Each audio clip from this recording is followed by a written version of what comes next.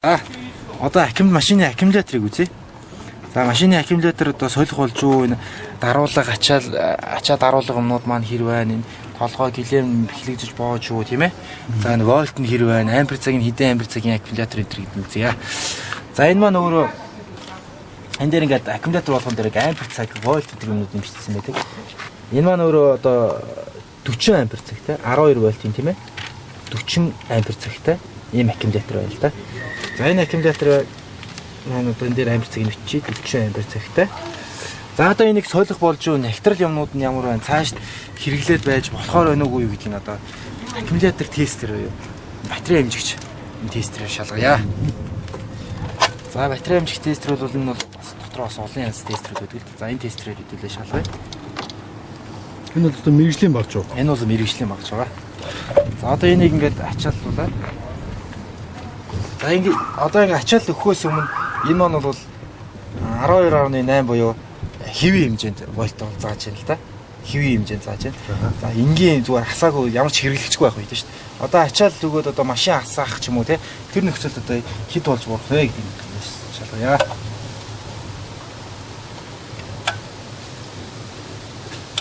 Ачаал өглөө 11.1 дээр зааж байна. За энэ бол одоо машин хасаах хастаачаар дарах гэж ярьдаг тийм ээ. Тэр хэмжээг зааж байгаа. За эргээд хэвийн хэмжээнд очиж байна. Энэ аккумуляторууд бол асуудалгүй цаашд хэрэглээд байх боломжтой аккумулятор байна гэж байна. Мэдлэн намрал авсан л да. Шин. За тэгээд энэ аккумулятор маань өөрөө энэ 10.3 вольтоос доош болчих юм бол ерөнхийдөө бол цаашд хэрэглэх тохиромжгүй аккумулятор болчлоо гэж ойлгож байна. Сая одоо астаачаар дарахад бол 11 зааж байна тийм ээ. Ингийн үед бол 12.8 зааж байна. Энэ үед бол энэ аккумулятор бол окей сайн байна гэж дүгнэх хэрэгтэй. За тэгээд энэ бэхлэгээ юмнууд нь бол сайн бэхлэгдсэн байна. Энэ аккумулятор бас энэ дээрээс хөдөлгөөнгүй байж ах хэрэгтэй л дээ. Нөөрөө дотроо бол шингэнтэй байдаг. Энэ шингэн маань магадгүй хөдөлгөөнтэй байнгын дөргөөтэй явснаар бол магадгүй ашиглах хугацаа нь улам наашаа богиносох тийм үедээ өгчөөс нь бэхлэгийг бас сайн хаачих хэрэгтэй. Аккумуляторт хугацаа гэж байх юм уу? Аккумуляторт бол ашиглалтын хугацаа гэж бас байна та. Ер нь бол нэг аккумулятор бол ойролцоогоор бол нэг 2-4 жил явах хэмжээний түвшинд бол байдаг. Гэхдээ энийг хэрхэн яаж ашигласан тийм үү? Тэрнээс шалтгаалаад одоо амархан цэнгээ алдах, амархан тэр хугацаанд ашиглалтын хугацаанд дуусах тиймэрхүү тохиолдлууд бас гардаг. Яаж хэрэгжилж байгаагаас шалтгаалж байна тийм. За одоо энэ машины агааш өгч нь солих шаардлагатай байна уу? Бохирдсон байна уу? Ямар байна гэдгийг шалгая. Агааш өгч нь 5 дахь тест үү? Тий, одоо энэ 5 дахь нь мэдчихэ. За энэ агааш өгч маань энэ машины хувьд энд байрласан байна. За энэ агааш өгчийн хувьд бол энэ бол бохирдсон агааш өгч харагдаж байна. Гэтэ яг нэг бол сая одоо ингээд яг иймэрхүү байхад одоо цэвэрчж болдог л да бас тийм ээ. Одоо энэ агааш өгч нь одоо солих боломжгүй ч юм уу тийм ээ. Тэр тохиолдолд нэг удаадаа ч юм уу цэвэрчж болно. Энэ агааш өгчийг бол ойрхон цэвэрлүүгөө болмоос одоо энэ цаасны нягтрал тийм ээ. Одоо энэ ингэж одоо сэтэрсэн байх. Одоо бүр энэ нягтрал нь ийшээ бүр ингэж цаашаа шигэж бүр нарийн шорооноо шигцаар гэж тийм ээ. Ингэ шигэх юм хүү. Энэ агааш өгчийг нь ийм болсон тохиолдолд солих хэрэгтэй. Харин нь бол ингэж бохирдоос өмнө сэргийлж одоо агааш өгчийг ойрхон аваад үлээлэхэд тийм ээ. Тэгээд цэвэрлээд байвал бас болдог байгаа. Ойрхон гэдэг нь хэдийн хугацаанд? Одоо бол энэ манай Монголын нөхцөл чинь бол одоо 99 хүнд нөхцөлтэй тоосчод ихтэй.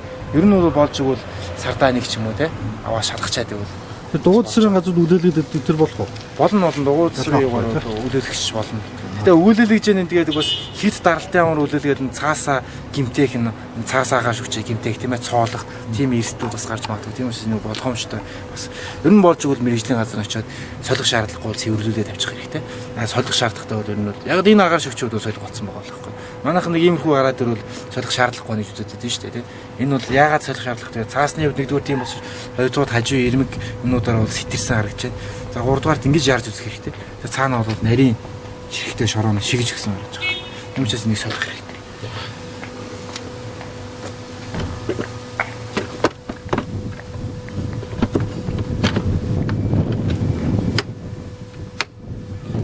Тэгэхээр энэ агааш өгчний хувьд бол солих болчихжээ гэж ажиллах гэдэг ингээд чигтжээ. За 6 дугаарт нь одоо хэдүүлээ тоормсны шингэн хэмжээ нь ямар байна? Өнгө нь ямар байна? За энийг солих шаардлагатай юу? Яахаар ихээр энэ үзье. За энэ машины тоормсны шингэн. За энэ байна л да. За энэ тоормсны шингэн маань өөрөө за энэ дээр ингээд брейк флюид гэмжсэн байдаг. За энэ дээр таган дээр нь байж байна. Одоо энэ доот 3 флюид гэмжсэн байна тийм ээ. Нөгөө өөрөө одоо тоормсны шингэний одоо зэрэглэлийн зааж өгч байгаа тийм. Бас доот 4 гэж одоо бас байдаг. Зэрэглэлийн зааж өгч байгаа. Доот 3 гэсэн тэмдэглэгээтэй зарим машин дээр нь брейк гэмжсэн байдаг тийм. Энэ юутай бол тоормсны шингэн гэж ойлгох хэрэгтэй. За одоо энэ өнгийг хэлээ. За өнгө нь бол ийм шар өнгө юм байна. За энд одоо харагдаж байна. Шар өнгөтэй. За бохирдлол бол байхгүй. Хэмжээ бол хэвийн хэмжээнд байна. Одоо энэ дээр бас максимум, минимум гэсэн тэмдэглэгээ хэмжээсүүд байдаг. Одоо энэ дээдлийн зураас одоо макс хэмжээ тийм ээ. За энэ доотлолт байгаа энэ зураас бол минимум хэмжээг зааж байгаа. За ер нь бол энэ макс гэдэг яг энэ хэмжээнд дээр л байх хэрэгтэй. За тэрнээс доошлоо одоо минимум руу орчих юм бол одоо ямар нэгэн гойцсон юм байхгүй тийм. Тэгсэн мөртлөө дундарсан байх юм бол таны одоо тоормсны наклат гэж байдаг тийм ээ. Тэр наклат чинь өөрөө нингэрж байна л гэдгийг илтгэхэд байгаа. Тийм учраас манайхан чинь дундрангууд нь нэмээд идэг тийм үү. Тэр нь бол биш. Дундрахт нь одоо тоормсны шигнээ шалгаад дундарсан байх юм бол наклатаа шалгах хэрэгтэй. Наклат нингэрсэн байна уугүй байна тийм. Эсвэл энд нэгүүрээ гойцсон байна уугүй байна гэдгийг шалгах хэрэгтэй. За энэ үед бол хэвийн хэмжээнд байна. Нэмээгөө нэмж барьсан юм байхгүй, бохирдсан юм байхгүй. Тийм учраас энэ тоормсны шигнээд бол окей байна. За өнгө нь бол шар. За энэ одоо зэрэглэл нь бол доот 3 гэдэг зэрэглэл юм. Ийм тоормсны шингэн байна. Өнгөний хувьд бас өөр өнгө байх уу? Өнгөний хувьд бол бас дотроо ногоон, улаан антер гэж бас өнгөнүүд байдаг. Бас мөн ижлэх нь хөргөлийн шингэнтэй мөн ижлэх нь бас яг тэр өнгө, яг шар өнгөтэй бол шар өнгөний, улаан өнгөтэй бол улаан өнгөний нэмэх шаардлага гарвал тийм ээ. Нэмж явах хэрэгтэй. Улаан шарны чамрын ялгаа байх уу? Чамны ялгаа бол байхгүй юу? Өнгөний л ялгаа. За тийм өнгөөр нь л за яг тэр өнгөөр нь хийж явах хэрэгтэй. Доот 3 гэхлээр бас доот 3-ыг хийх ёстой. Тэгээ доот 3 гэсэн тэмдэглээд дээр бол доот 3-ыг хийж явах хэрэгтэй. Доот 4-д доот 4-ыг хийж явах хэрэгтэй. За ер нь бол доот 4 маань юу вэ гэхээр одоо тэр тухайн юуны чинь л одоо тоормсны шигний чинь л зэрэгэл буюу одоо энэ доот 3-ын дараа нь гарсан илүү сайжирсан зэрэгэлтэй л тийм шингэн гэсэн үг шүү дээ. Ер нь бол манайхан энэ доот 3 дээр бол доот 4-ыг бол нэмж болно. Тийм. Одоо би сая доот 3 дээр доот 3, доот 4 дээр доот 4-ыг хийж явах хэрэгтэй гэж байна шүү дээ, тийм. Яг энэ дээр нь тэмдэглэгээ байгаа учраас одоо юм андуурч юм хүм хийх вэ, янз янзын юм хийх вэ гэдгээс нь би хамгаалж чаддаг гэж хэлээд байна л та. Ер нь бол болж игүүл энэ яг энэ тэмдэглэгийг нь хийж явах хэрэгтэй. Гэхдээ энэ доот 3 дээр доот 4-ыг хийж болохгүй гэсэн юм байхгүй болно. Тэр бол ямар нэгэн энэ тоормсны шингэн дээр тэр тэмдэглэгнүүд нь байгаа үү дээ. өөрөөр тий хайрцаг савлаа баглаа бодол дээр бол байж. Тэр жолооч нар шалгачихд юм уу л хат тий. За